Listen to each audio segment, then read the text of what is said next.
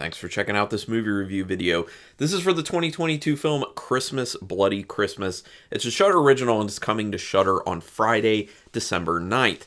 Now, if there's anything I've learned at this point, because this is a Joe Begos film, written, directed, produced, all that by Joe Begos, I have now learned very definitively, since I've now seen and reviewed 3 Joe Begos films, his films are not for me. So do with that what you will. Understand that as kind of a disclaimer for this review.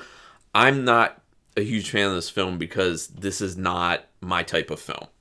I'm more of a person who really likes a lot of story, or at least a decent amount of story in my films. This film has pretty much no story to it. It is very face value, but those are the types of films that Joe Begos does. He's a very style over substance filmmaker, and I know there are people out there who love that type. So I'm going to tell you what I liked, what I didn't like about the film, but, make up your own opinion, watch the film. I always say this, every film is worth watching at least once just to make sure how you personally feel about it. And I know this film will definitely find an audience. It'll definitely find a fan base, especially with the holidays and it being a Christmas slasher. Written and directed by Joe Begos, like I said, he's also done Almost Human, The Mind's Eye, Bliss, and VFW. Has Jonah Ray in it, has Jeff Daniel Phillips, and Jeremy Gardner.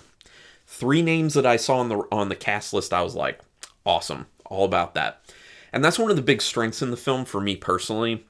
Love the acting. The acting is wonderful. Begos got awesome actors. They did a phenomenal job with the material they were given. I also wonder how much of the film was actually improvised, because there was some dialogue that just kind of seemed improvised to me. Not that it was bad, it just seemed like it went on for a while. One of those things where they'll be like, we're just going to do a take and just kind of riff off each other and go, and then we'll just see how long it goes. Bunch of scenes like that. Anyway, again, Shudder original coming Friday, December 9th. Synopsis, short and sweet. It is a mechanical killer Santa Claus. Literally, this mechanical Santa Claus that malfunctions just goes around and starts killing people. That's it. There's nothing else you need to know. You're not endeared to the characters at all, except with, the relationships you see between them that you just jump into. You don't see the establishment of them. So anything you want to learn about a character, you just have to learn with how they interact with each other, which is not much, to be honest. So I didn't really find myself getting invested in the characters. I kind of was like, all right, just take everyone out. Go for it. Killer Robo Santa. The beginning of the film actually does something that reminds me a lot of the WNUF Halloween special, which is a great film, and I do like a lot more than this film. Sorry for anyone who's a fan. The initial look really reminds me of the film Bliss. One of the big things with Joe Begos is Joe Begos loves colored lighting. That is one of his big stylistic visual things that he always does for the most part. Loves it, or at least with the more recent films that I've seen of his, with VFW, Bliss, and this one. He goes so hard on it, and I'll say something about that a little bit later that kind of bothers me, but that is a calling card for him. I like the use of colored lighting. I think it looks really cool, and in many instances, it looks super cool in this film. The dialogue is very natural and relaxed, but barely any of it matters. And by barely, I mean probably none of it matters, really. I mean, there is a thing here or there that'll kind of say a character's intent, or kind of they'll warn each other, or call something out that I guess is kind of important to the film, but there's really no plot. And there's a lot of just kind of drivel talk that happens where you're just okay, this is just kind of time waster talking. But again, I know there are people who kind of like that type of stuff where they just kind of, characters just keep going and going and going. And it's not really about what's really going on in the film so much as it is them having their kind of side discussion about, well, in this instance, a lot of sex talk, lots of dirty sex talk. So if you're into that, this is for you.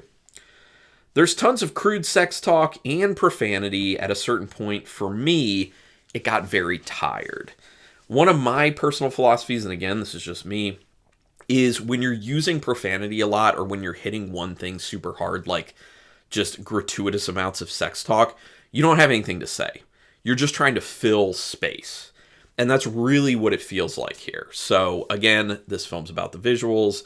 You may find some interest in what's being said between the characters. There were a few things I thought were maybe a little bit funny. And I liked it in the beginning, but it just didn't go anywhere after that. It was just stuck in this just like super profane sex talk. And I was just like, okay, can we like, do something else, talk about something else maybe? It just gets boring to me and tired. And I think that if you're using stuff like that and you're using a lot of profanity, you're not saying anything. You're not enriching the film at all. So it's just a problem that I have with it. Okay, this is the problem I have with all the colored lighting. Like I said, it looks cool. Like colored lighting, very cool. And in certain ways, they used it very, very interestingly. But when you are shooting a film and you're using a lot of lighting like this, it means your regular lighting is super low. For that reason, if you're shooting in HD, it does not look HD. This film does not look HD. It looks kind of fuzzy. It looks like it is shot in like the 90s.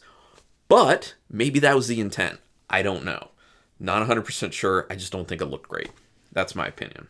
From, it's a little grainy from that standpoint. But like I said, like the colors look cool and all that. And there's some cool camera work. Like Begos definitely knows how to direct. He knows cinematography. And he's got this thing where like he loves to like skew the camera a lot. Like even like mid scene where like characters are talking and he'll just kind of like slightly skew the camera. I find that type of stuff pretty interesting. So I do like his style to a degree. It's just, as a whole, when his films come together, it's not my thing. At a certain point, I was wondering if this film was ever going to get moving. It does, because it finally gets to the kind of action portion. And when it gets into the action stuff, it's just, keeps going action, action, action, action. But for me, it just started to feel a lot of it very similar, and we were just like repeating stuff. So it's a very redundant film, in my opinion. But once again, like I said, I know there will be people who enjoy that. Again, love the acting. I thought all the actors did an outstanding job in this film. They did wonderful. There's a sequence that's the killer's POV when he's killing, and it makes sure that you see barely anything you actually want to see during the kills. Hated that choice. I thought it was a bad choice, in my opinion, because that's what we want to see with a film like this. You don't have really any story. It's about visuals. You're having a robot killer Santa Claus go around. We want to see the kills. Now, that said, there's plenty in this film where they're showing the kills. And on the topic of the kills, they look super low budget. But once you get past that, once you see the first one pretty close up, and you're like, oh, that's a cool idea, that's a cool kill, but man, that really does look pretty low budget, you get used to it, and you're just like, okay, now I know what to expect as far as the practical effects go. Okay. And then I was fine with that. But that whole beginning portion of like the POV killer and him killing, like you can't see like anything you want to see. So I just don't understand what the point of that was. I really, really don't. Like I said, kills super low budget looking. The music is ridiculously over the top. In my opinion, it made me feel exhausted just watching the film and listening to the score. The music's well composed. I think it's good music. It's just, it's cranked to 11 for like the entire movie just about. And it's exhausting. It's exhausting to listen to. And I just don't like films like that. I really just don't. But like I said many times, someone will be into it. There's some decent mayhem in this, I will say. But like I said, it does start to feel very repetitive. It feels like they're doing kind of the same stuff over and over and over again. This is where having actual story to the film and character development and stuff like that would help with these issues. For this reason, the pacing isn't great either, in my opinion. There's a messed up version of the killer robot in the film towards the end that I really like. The design of that was super, super, super cool. I especially enjoy what they ended up doing with his eyes. Now, that's all I'm going to say. Like, he's got his, like, veins, like wiring and everything. So when you can see wiring and the thing that they do with his eyes, from a visual standpoint, those things were, like, the coolest thing in the film. I found myself just in love with that look. I think they pulled off something amazing with that. Would have liked to see a lot more of that in the film if they were, being redundant about things, which they were, but is what it is. This film is less than 1.5 hours, and it's too long in my opinion. Every scene seems at least a little bit too drawn out, to be honest. It definitely does feel like it could be one of those films that didn't really have much of a script to it, and there was a lot of winging it that went on. Not my thing.